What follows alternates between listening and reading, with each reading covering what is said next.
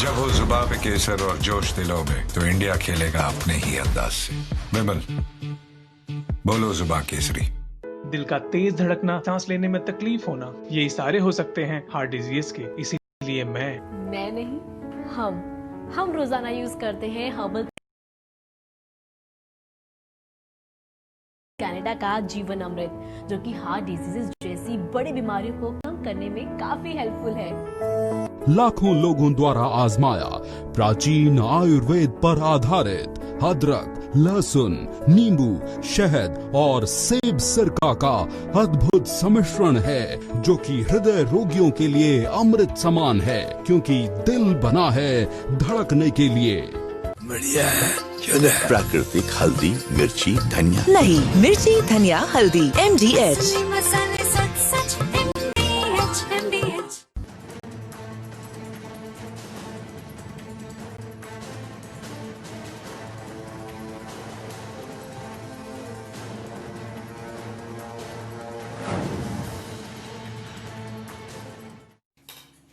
जी हाँ, तो 22 की बिसात तैयार है। अब सीधे तौर पर इंतजार है, सीधे तौर पर कहा जा रहा है कि सभी ने अपनी अपनी कमर कस ली है और मैदान में खड़े हो चुके हैं। तमाम खास मेहमान लगातार हमारे साथ में बने हुए हैं। भूषण जी, आप अपनी बात पूरी कर लीजिए। देखिए, आप कुछ भी चीज करने के पहले सोच लीजिए। हर इलेक्शन में सपा और बसपा का अगर वोट शेयर जोड़ा जाए तो शायद वो बीजेपी से ज्यादा है, और जब तक सपा और बसपा आपस में मिलकर लड़ेंगे नहीं तो काम आगे बढ़ नहीं सकता। तो क्या है, ना नौमन तेल होगा, ना राधा नाचेगी जी। नंबर 1। नंबर 2, भारत आस्था धर्म का देश है। हजारों साल, 500 साल से ज्यादा का जो काम राम मंदिर का हुआ है जी। उससे इतना उत्साह है आम नागरिक के मन में। तो 2022 क्या 24 तक जी। अगर बहुत ही भारी गलती करती है भाजपा, तभी कुछ बिगड़ सकता है उनका, नहीं तो उनका 2022 तक कुछ बिगड़ ही नहीं सकता है। और आप देखिए, आम भारतीय नागरिक समझता है जी।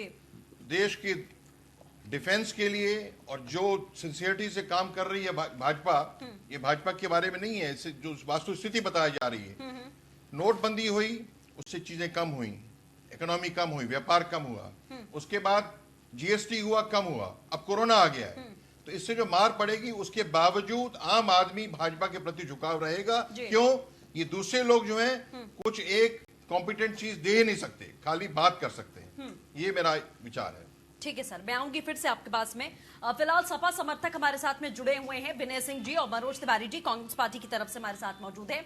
सबसे पहले विनय जी काफी देर से जुड़े हैं, आपका रुख कर लेते हैं। विनय जी, जिस तरीके से अखिलेश यादव ने अभी बयान दिया कि कोई ज्योतिषी उनको मिले अचानक से फ्लाइट में, उनका चेहरा देखा, चेहरे पर उनको तेज दिखाई दिया, क्या दिखाई दिया, उनका हाथ देखा, उसके बाद में कहा कि आप 350 सीटें लेकर आ रहे हैं, तो क्या अखिलेश यादव अब इस बात से आश्वस्त हो चुके हैं? क्योंकि अखिलेश यादव ने कहा उसी समय मैंने डिसाइड कर लिया कि 50 नहीं 351 सीटें लेकर आनी है। तो क्या उसके बाद में उन्होंने अपने आप को आश्वस्त कर लिया कि कमरे में बैठे रहो, ज्योतिषी ने कह दिया है 350 सीटें आएंगी, मैं 51 लेकर आऊंगा और करूंगा कुछ नहीं? नहीं सृष्टि जी, 10 सेकंड इसमें और ऐड कर देता हूं। उन्होंने ये भी कहा कि उसके बाद वो बाबा वहां से गायब हो गए, दिखे ही नहीं। मतलब वो किसी प्रकार की शक्ति थी, तो मतलब 100% तय हो गया है। मैं बस समझना चाहूंगी कि क्या इस हिसाब से या किसी ज्योतिष ने बता दिया तो उस हिसाब से राजनीति होती है, उस हिसाब से जीत हासिल की जाती है? वो बाबा जो है सोच और विचारधारा में समझ नहीं पाई सर। वो बाबा गणेश जी को दूध पिलाने चले गए। चलिए विनय जी। कुछ भी जी जी जी देखिए, बात ज्योतिषी की नहीं है। हाँ। हमने काम किया है। हाँ। हमने काम किया है, पिछले सरकार में हमने जो काम किया है, अपने काम के बदौलत हम सरकार में आ रहे हैं। हाँ। आज 2-3 साल की सरकार हो गई। हाँ। जिस तरीके से यह सरकार काम कर रही है, देश की भावना रखते हुए जिस हिसाब से काम कर रही है, और जनता अब नाम लेने लगी है समाजवादी पार्टी का। देखिए विनय जी, आप आपने जो फ्लाईओवर्स बनाए, आपने जो तमाम चीजें की, आपने कहा हमने जो पिछली सरकार में काम किया, अगर वाकई में 100% आपने अपना दिया होता या जनता संतुष्ट होती तो ये नौबत ही नहीं आती कि आपको सत्ता से बाहर जाना पड़ता। पहली बात तो ये, और दूसरी बात ये कि अखिलेश यादव जो बहुत समझदार पढ़े लिखे युवा नेता हैं, उनकी जुबान से ये बातें कि हमें किसी ज्योतिषी ने आकर प्रकट होकर बता दिया, फिर वो लापता हो गए और हम 351 सीटें लेकर आ रहे हैं, ये समझ में नहीं आती सर, ये डाइजेस्ट नहीं होती हैं। अखिलेश यादव जैसे नेता की जुबान से ये भाषणबाजी डाइजेस्ट नहीं होती सर। हमने 2015 के बाद 800 नए 33 × 11 के बिजली घर बनाए थे। जो आज बिजली आने का दावा करते हैं वो समाजवादी गवर्नमेंट में बनी थी। 400 इंटू 220 केबी के बिजली घर 20 से 25 हमने बनाए थे। आज जो हमारे शासन काल में विनय जी कोई रैली नहीं चल रही है। विनय जी मैं निवेदन कर रही हूँ। नहीं रैली नहीं है, रैली नहीं हमने काम किया है जो भारतीय जनता पार्टी ने कोई काम नहीं किया, जनता ने नकार दिया। विनय जी रैली नहीं चल रही है, आपने क्या किया? 2017 में जनता ने उसको सिरे से खारिज कर दिया। वो बिजली घर बनाकर जो बिजली के कर्मचारी थे बिजली घरों में, उनका तो आप पीएफ का पैसा खा गए, उसको प्राइवेट कंपनी में लगवा के उसमें घोटाला आ गया सामने। विनय सिंह जी मेरे सवाल का जवाब आपने नहीं दिया। चाचा जी आपके साथ नहीं है। 2017 में तो चलो फिर भी ऐसी सिचुएशन थी। इसकी बात आऊंगी। विनय जी मेरे सवाल का जवाब आपने नहीं दिया सर कि क्या ज्योतिष के बल पर आप चुनावी मैदान में इस बार उतरे हैं? क्योंकि काम के बल पर आपके हाथ खाली है। काम के बल पर अगर जीतना होता तो आप कभी सत्ता से बेदखल नहीं होते। ये बात समझिए। और जिस तरीके की बयानबाजी अखिलेश यादव ने की है सर, ये समझ में नहीं आ रही। मीडिया को भी नहीं समझ में आ रही, जनता को भी नहीं समझ में आ रही। चलिए आप सोच लीजिए सर, आप सोच लीजिए, आप विचार कर लीजिए कि क्या मुद्दा है आपके पास में इस बार भारतीय जनता पार्टी के खिलाफ, जो बहुत मजबूत होकर दिखाई दे रही है, उसके खिलाफ में खड़े होने के लिए क्या मजबूत मुद्दा आपके पास में है? ट्वीट कर करके एसी कमरे में बैठकर आप राजनीति नहीं कर पाएंगे। के मामले में फंसी हुई है। मनोज तिवारी जी हमारे साथ में बने हुए कांग्रेस से, उनका भी रिएक्शन ले लेते हैं। मनोज जी अगर आपको आवाज मिल रही तो मैं जवाब चाहूंगी। जिस तरीके की परिस्थिति कांग्रेस पार्टी की इस वक्त दिखाई दे रही है, उत्तर प्रदेश में जो हाल कांग्रेस पार्टी का देखा गया, हालांकि एक हलचल प्रियंका गांधी के आने से हुई, एक उम्मीद लोगों में जगी प्रियंका गांधी के आने से, लेकिन वो ज्यादा दिन की उम्मीद नहीं थी। इस बार हम क्या देखेंगे नया? देखिए सृष्टि जी, लोकतंत्र में जनता के समस्याओं से और जनता की बुनियादी समस्याओं से जुड़कर जनता का विश्वास जीतकर कोई भी सरकार सत्ता में आती है। आज जो परिस्थितियां उत्तर प्रदेश की है, प्रियंका गांधी जी की जो हर मौके पे हर मुद्दों पर जन और जनता की समस्याओं को लेकर सड़क पर जो संघर्ष का मामला है, वो इस बात का द्योतक है कि आने वाला समय उत्तर प्रदेश में कांग्रेस का है। तो इसलिए हमको ऐसा लगता है कि जब आगामी चुनाव होगा, उस आगामी चुनाव में उत्तर प्रदेश की जनता जो है कांग्रेस की सक्रियता और कांग्रेस के प्रति अपने विश्वास को कायम रखेगी और विश्वास व्यक्त करते हुए हम सरकार बनाएंगे। ठीक है मनोज जी, ईमानदारी से मैं समझना चाहूंगी आपसे कि अमेठी की सीट गवा देने के बाद में, अमेठी इसी उत्तर प्रदेश में तो आता है सर, वो गवा देने के बाद में क्या वाकई में आपको लगता है कि यूपी की जनता कांग्रेस पर भरोसा करती है? क्योंकि आपकी पारंपरिक सीट अगर नहीं बच पाई, इससे ज्यादा हंसी पर आखिरकार और क्या बात होगी सर? ईमानदारी से मैं समझना चाहूंगी आपसे। देखिए सृष्टि जी, एक बात मैं बहुत बेबाकी से कहना चाहता हूँ। देखिए लोकतंत्र में जीत हार होते रहती है। हाँ। इस निश्चित रूप से कांग्रेस ने कुछ गलतियां की होंगी, जिस गलतियों का परिणाम था कि जनता ने हमारे पक्ष में मतदान नहीं किया और हमने अपना विश्वास व्यक्त नहीं किया। लेकिन मैंने एक बात आपको कहा है कि देखिए राजनीतिक परिस्थितियां बदलते रहती है और जनता की बुनियादी मुद्दों को लेकर के, देखिए उत्तर प्रदेश में अराजकता की परिस्थितियां हैं, हर मुद्दों पर वहां की सरकार विफल है और जनता, जैसे किसानों का मामला है, शिक्षा और स्वास्थ्य का मामला है, उन तमाम मुद्दों पर सत्तासीन सरकार बिल्कुल जो है निष्क्रिय है। तो इस आधार पर हम जनता की बुनियादी मुद्दाओं को लेकर के उत्तर प्रदेश की सड़कों पर संघर्ष करने का काम कर रहे हैं और यही जो होगा, हम जो है जनता का विश्वास जीतेंगे। हमारी नेता प्रियंका गांधी जी हर मौके पर पहुंचती मनोज जी देखिए, बहुत सारे सवाल उठे गंगा पीड़ितों के घर पर जो सीए का प्रोटेस्ट कर रहे थे, जिन्होंने तमाम लोगों के घर जला दिए, उन्हें कांग्रेस पार्टी ने कहा कि हम जरूर बाहर निकालेंगे, हम आपके साथ में खड़े हैं। उनके घरों में जाकर आप लगातार खड़े रहे। राजस्थान में इतना बड़ा वाकया हो गया, उसके बाद भी आपके ऊपर सवाल खड़े हुए। प्रियंका गांधी की सक्रियता, वो ममता, वो प्यार, वो मोहब्बत आम लोगों के लिए, वो वहां पर नहीं दिखाई दी। इन तमाम चीजों से बहुत सारे सवाल खड़े हुए कि सिर्फ प्रोपेगेंडा क्रिएट करने के लिए, सिर्फ एकदम सक्रियता अपनी अचानक से दिखा देने के लिए कि जो दंगा करती है उनके साथ भी आप खड़े रहे। इसको अगर आप जनहित की राजनीति कहते हैं सर, तो तस्वीर कुछ और दिखाई देती है। भूषण साहब, आप इस बात से कितना ताल्लुक रखते हैं?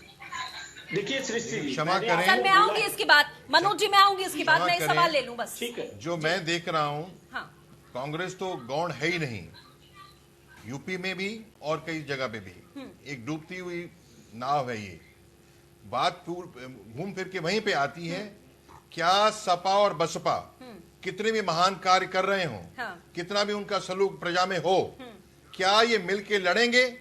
मैं आपसे कह रहा हूं कि नहीं लड़ेंगे। उससे क्या होने वाला है, जो 2017 का रिजल्ट था उससे बेटर रिजल्ट लेके बीजेपी आएगी, ये बुरी तरह पिटेंगे। आप भी जो दूसरा काम करते हो क्या? ये मेरे धर्मवीर जी क्या दीवान जी बीजेपी के प्रवक्ता है क्या? नहीं ज्योतिष का काम करते हैं। मनोज जी और धर्मवीर जी, मैंने पहले भी कहा मेरा ये ड्यूटी है उसको समझने की और अपनी विचार रखने की। धर्मवीर जी, आप बार बार कहते हैं कि मायावती जी की सरकार बनेगी, मायावती जी मुख्यमंत्री बनेगी। आपने ये भी कहा कि वो प्रधानमंत्री भी बन सकती हैं, हम वो भी सपना देख रहे हैं और ऐसा होगा भी। तो क्या हम आपको भी ज्योतिष मान ले? अखिलेश यादव ज्योतिषी की माला जप रहे हैं, क्या हम आपको भी ये कह दें सर कि आप क्या ज्योतिषी हैं? आप ये बताएंगे कि बीजेपी बाहर जाने वाली है और बसपा इस बार सत्तासीन होने वाली है, तो फिर हम आपको भी ज्योतिष कह सकते हैं? साहब आप अपनी बात करें, मैं आऊंगी सर इसकी बात में। आपकी पॉलिटिकल लाइफ में आप चीज देखिए, इमेज और मैसेज संदेश क्या जाता है उसका बड़ा महत्व होता है। अभी आप देखिए, सुप्रीम कोर्ट ने बीजेपी की सरकार को कटघरे में खड़ा किया। आपने उन लोगों के पोस्टर क्यों लगाए जिन लोगों ने आगजनी की? फट से ऑर्डिनेंस आ गया है, गवर्नर आनंदीबेन ने ऑर्डिनेंस निकाल दिया है। और क्या हो रहा है, कोर्ट का क्या काम है? कोर्ट एक रेफरी होता है, जो कानून बनता है वो बराबर लागू हो रहा है कि नहीं वो कोर्ट देखेगा। अब ये कानून बन गया है तो उसमें ये भी लिखा है, आप पढ़िए, कि जिन लोगों ने आगजनी की है, ये पहली बार सुना हमने, जिन लोगों ने आगजनी की है, अभी तक तो कोर्ट को काफी हमारे यहाँ आगजनी स्तंभ माना जाता था। आगजनी की सुना कि कोर्ट रेफरी भी होता है। जो आगजनी की है उनको फाइन भी लगा है और उनका नाम भी पूरे पोस्टर में जाएगा।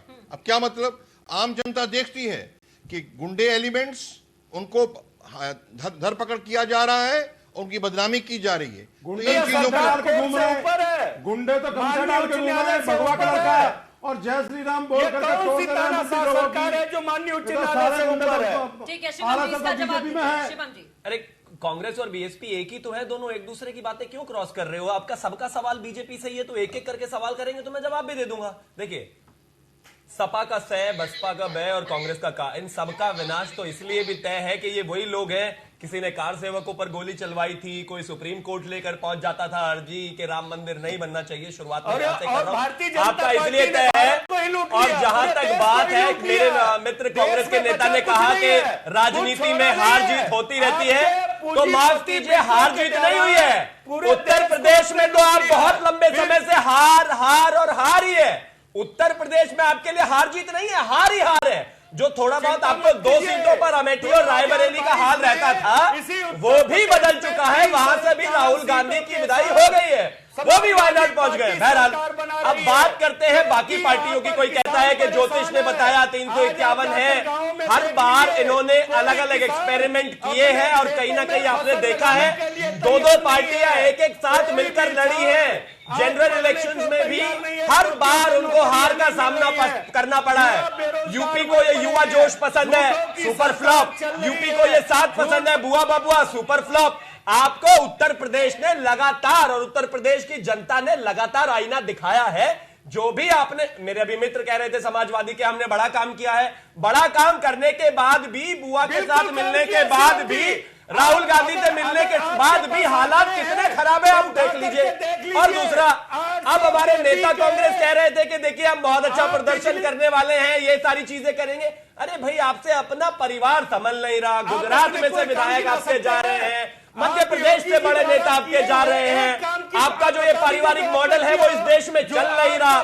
तो कुल मिला के सिचुएशन ये है कि विपक्ष के हालात बेहद खराब है। मैं खुद भी मानता हूं कि विपक्ष जरूर होना चाहिए, लेकिन जब समाजवादी जैसी पार्टी गुंडों का समर्थन करेगी, अखिलेश यादव ने कहा था कि अगर मैं सरकार में आ गया तो मैं जो ये पुलिस वाले लोग हैं इनको कैमरे की निगरानी के बाद इनको सस्पेंड करूंगा। आम आदमी पार्टी कहीं 5 लाख रुपए देती है, प्रियंका गांधी गुंडाओं के घर पर मिलने जाती है, जो दंगाई है, जो तोड़ फोड़ करते हैं इस देश की, अगर आप यही हाल रखेंगे तो जनता आपको लगातार जवाब देती रही है और देगी आगे। झूठों की सरकार है, कहने के लिए माननीय योगी जी संत है और उसके बाद इस तरह का झूठ बोलते हैं उत्तर प्रदेश की जनता के साथ।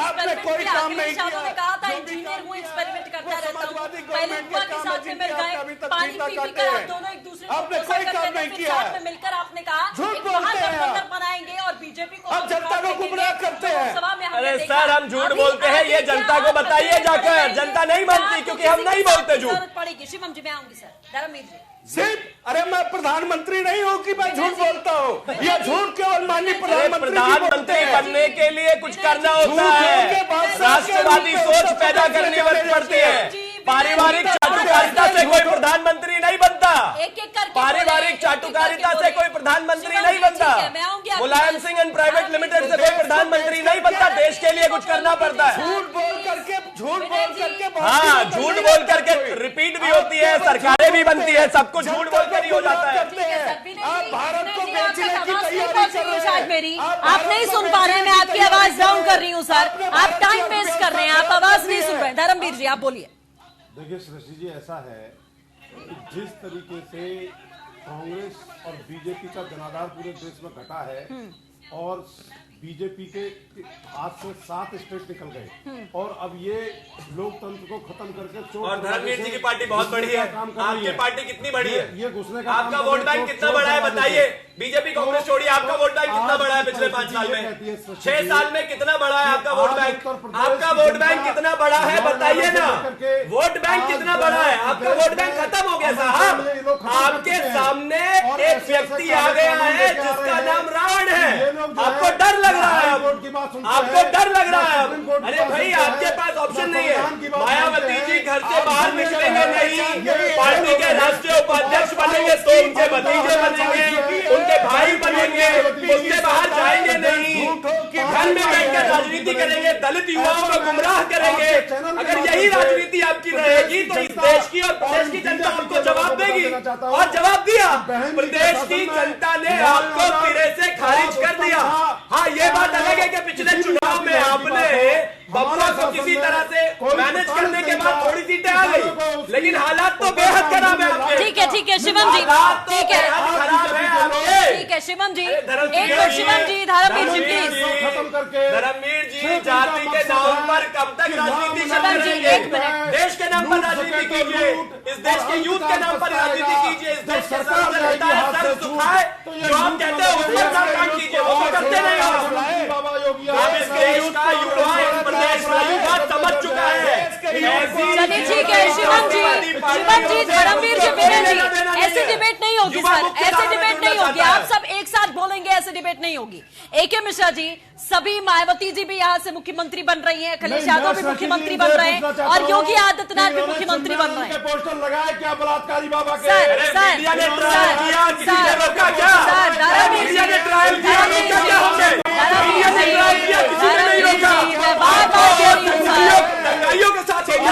दंगाइयों के साथ हो गया, मैं आवाज डाउन करा रही हूँ सर, मैं आवाज डाउन करा रही हूँ शिवम जी, धर्मवीर जी, मैं आवाज डाउन करा रही हूँ, मैं आवाज डाउन करा रही हूँ। आप लोग नहीं समझ रहे, आप लोग नहीं समझ रहे। ये संदेश है, ये संदेश है, एक मिनट सर, ये संदेश है, ये आप बताना चाह रहे हैं अपने दर्शकों को, अपनी जनता को कि हम इस तरीके से मुख्यमंत्री बना रहे हैं, ये आपके मुद्दे हैं। आप लोग एक साथ बोलेंगे तो किसका मुद्दा समझ में आएगा लोगों को सर, कि आपका क्या एजेंडा है? आपको समझ में आएगा सर, आपको समझ में आएगा सर, आपको समझ में आएगा धर्मवीर जी, आपको समझ में आएगा सर। हम बोले तो गलत, आप बोले तो ठीक, हम बोले तो एक आपकी नेता है। मेरे पास ज्यादा समय नहीं है, मेरे पास ज्यादा समय नहीं है, मेरे पास ज्यादा समय नहीं है शिवम जी, शिवम जी, सबको सुनिए ना, सबको सुनिए। आप हाईजैक करे जा रहे हैं इतनी देर से, आपको सबको सुनना पड़ेगा। मिश्रा जी ने बोला तो हम बीजेपी के एजेंट, सर ने बोला तो हम बीजेपी के, जो बोले बीजेपी का एजेंट, जो बोले बीजेपी का एजेंट। अरे भाई, ये पूरा देश बीजेपी का हो चुका है। अगर आप धर्मवीर जी और शिवम जी, ये सलीका है सर। आप लोग सब समाज से आते हैं, पढ़े लिखे होकर आते हैं, ये सलीका है। धर्मवीर जी, जितने पैनलिस्ट बैठे, मैं सबसे बार बार निवेदन करती हूँ, ये सलीका तो नहीं होता सर कि अपनी आवाज ऊंची करने से सब कुछ ठीक हो जाएगा। आप क्या संवैधानिक सर, ये आपत्तिजनक बातें कर रहे हैं, ये आपत्तिजनक बातें कर रहे हैं। आप डिसाइड नहीं करेंगे सर। अब आप बीजेपी के अंदर घुसकर डिसाइड करेंगे क्या? आप बीजेपी के अंदर घुसकर डिसाइड करेंगे? आप हर जगह तानाशाही कर रहे हैं, आप हर जगह तानाशाही कर रहे हैं। आप तानाशाही कर रहे हैं क्या सर? आप तानाशाही कर रहे हैं क्या सर? एक मिनट शिवम जी एक मिनट, ये क्या तानाशाही चल रही है सर? यहाँ भूषण साहब क्या बोलेंगे ये आप बताएंगे, मनोज तिवारी क्या बोलेंगे ये आप बताएंगे, चंद्रशेखर नहीं सर, चंद्रशेखर आजाद अपनी पार्टी बनाते हैं तो प्रियंका गांधी पार्टी बनवाती है, ये आप बताएंगे। असली ज्योतिष तो आप बने बैठे हैं, असली ज्योतिष आप बने बैठे सर, असली ज्योतिष आप बने बैठे हैं, असली ज्योतिषी आप हैं। अखिलेश यादव शायद आपसे मिले थे सर, शायद आपसे मुलाकात की उन्होंने। बड़ा सही जगह लगा है, बहुत ज्यादा बिलक रहे हैं धर्मवीर जी। चलिए ठीक है, मेरे पास समय नहीं है सर, मेरा समय मत बर्बाद करिए, पार्टी का मेरा समय और बर्बाद मत करिए। क्या है बताइए? आपके सामने दलित नेता खड़े हो गए हैं, उनको कैसे टैकल करेंगे? चलिए सर, समय मत बर्बाद करिए। के मिश्रा साहब, आखिरी कमेंट जल्दी से, आपका वाइंड अप करूंगी। देखिए, जिस हिसाब से डायनामिक्स चेंज हुए हैं, सिचुएशन चेंज हुई है, एक बार दो बार दिग्गज पार्टियां भी हार गई हैं, जमानत जब्त हो गई है। हाँ। सारी कवायद ये है, चाहे एस्ट्रोलॉजिकल तरीके से चाहे किसी भी तरीके से, चाहती हैं कि 2022 में अपने आप को मेटामॉर्फ करें। इनको भी समझ में आ गया कि इनके पुराने फंडे अब चलने वाले नहीं है। पॉलिटिक्स में नूतनता लाना, इनोवेशन, मैं एक चीज बोलता हूं, एक्सपीरियंस वर्सेस इनोवेशन।